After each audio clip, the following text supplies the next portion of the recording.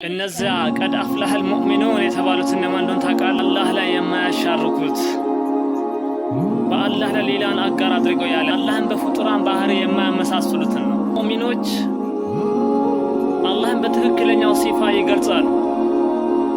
ከፍጡራን ጋር በፍጹም አያመሳስሉ። ከፍጡር ጋር የሚመሳሰል ነገር ከመጣ ያ ፍጡር ነው፣ አትጠራጠር። በፍጹም ኻሊቃችን አላህ ለይሰ ከመስሊሂ ሸይ ብሎ ጨርሶታል። ስለዚህ አላህ ለይሰ ከመስሊሂ ሸይ የሚለውን ከገለጸ በኋላ አንተ በፍጡራን ባህሪ ልትገልጽ አትሞክር፣ አትችልም። አታ እናንተ እኮ ስትናገሩ ከይፍያውን ሁላ ሳይቀር ከፍያን ሁላ ትናገራላችሁ። እጅ አለው ብለህ እጅን አውጥተህ ታሳያለህ። ጀሃነም ስጉና ያስገባል ብለህ እግርህን ከሚንበራው ወደ ታሳያለህ።